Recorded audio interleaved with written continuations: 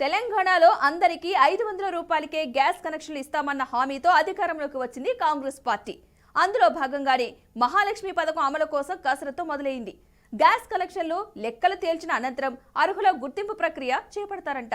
Gas కనెక్షన్లు ఎన్ని, అర్హులను ఎలా గుర్తించాలి అని మల్లగొల్లాలు పడుతున్నారంట.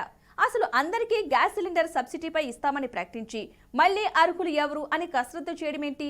అర్హుల పేరుతో మహాలక్ష్మి పథకాన్ని కొందరికే పరిమితం చేస్తారా అన్నది లేనిపోని అనుమానాలకు తావిస్తోంది.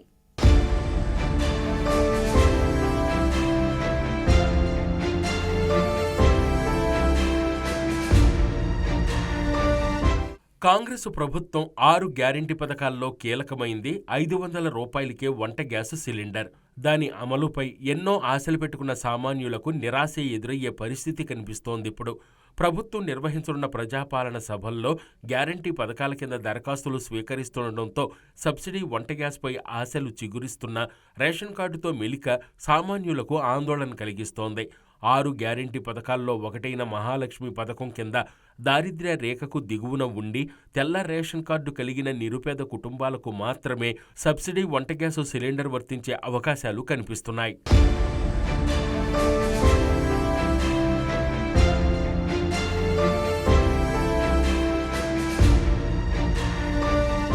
ఇప్పటికే ప్రభుత్వం గ్యారంటీ పథకాల దరఖాస్తులకు తెల్ల రేషన్ కార్డులతో ముడిపెట్టింది. గ్రేటర్ పరిధిలోని గృహోపయోగ వంట గ్యాస్ కనెక్షన్దారుల్లో సగానికి పైగా కుటుంబాలకు రేషన్ కార్డులు లేకపోవడం గమనార్హం. గత 10 ఏళ్లలో అనేక కుటుంబాల్లోని సభ్యులు వివాహాలతో వేరుపడగా, మరోవైపు కొత్త రేషన్ కార్డు మంజూరు మొక్కుబడిగా పరిమితం కావడం, రేషన్ కార్డులు లేని కుటుంబాల సంఖ్య బాగా పెరిగిపోయింది. అదే ఇప్పుడు సబ్సిడీ వంట గ్యాస్కు సమస్యగా తయారు కానుంది.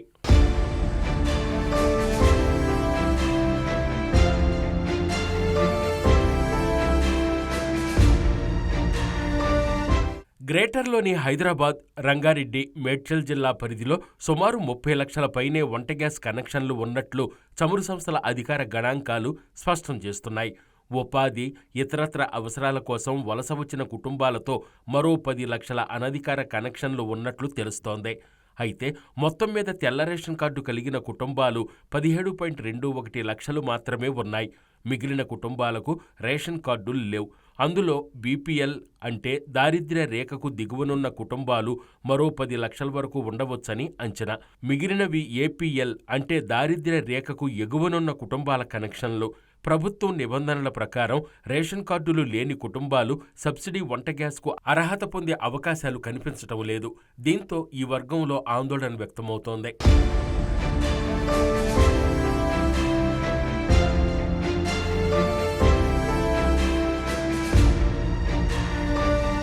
ప్రస్తుతం చమురు సంస్థల అధీకృత డీలర్ల ద్వారా సరఫరా అవుతున్న 14.5 కేజీల ఎల్పీజీ సిలిండర్ ధర బహిరంగ మార్కెట్ ప్రకారం 955 రూపాయలు ఉంది.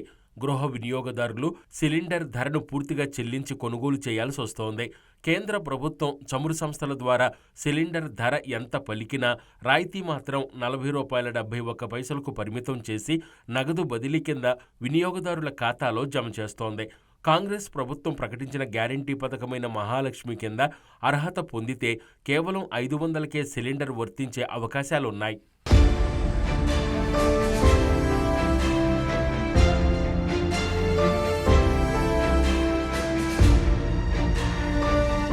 మరోవైపు వంట గ్యాస్ కనెక్షన్లకు ఈకేవైసీ అనుసంధానం ఉరుకులు పరుగులు పెట్టిస్తోంది. ఈకేవైసీ అంటే నో యువర్ కస్టమర్. దీనిలో వినియోగదారుల సమాచారం ఉంటుంది. బ్యాంకులో ఖాతా ప్రారంభించే సమయంలో లేదా ఇతర బ్యాంకు ఉత్పత్తుల్లో పెట్టుబడి పెట్టే సమయంలో వినియోగదారులు తప్పనిసరిగా కేవైసీ చేయించుకోవాలి. దీన్ని తరచూ అప్డేట్ చేసుకోవాలి. రాయితీ సిలిండర్లను దాంతో ముడిపెట్టడంతో 15 రోజులుగా వంట గ్యాస్ వినియోగదారులు ఏజెన్సీల ముందు బారులు తీరుతున్నారు. ఈ కేవైసీ పూర్తి చేసుకోకపోతే సబ్సిడీ సిలిండర్ రాదన్న వదంతులతో వినియోగదారుల్లో ఆందోళన మొదలైంది. దీంతో గ్యాస్ ఏజెన్సీల ముందు భారీగా క్యూ కడుతున్నారు. గ్యాస్ ఏజెన్సీలు మాత్రం కేవలం ఈ కేవైసీ పూర్తి కాని వారికి మాత్రమే చేస్తున్నామని పేర్కొంటున్నారు. మరోవైపు ఈ కేవైసీ గడువు జనవరి 31తో ముగుస్తుందని అధికార యంత్రాంగం చెబుతుండడం కార్డుదారులను మరింత హైరాణకు గురిచేస్తోంది. మొత్తం మీద సబ్సిడీ సిలిండర్లపై అందరిలో ఆందోళన వ్యక్తమవుతోందిప్పుడు.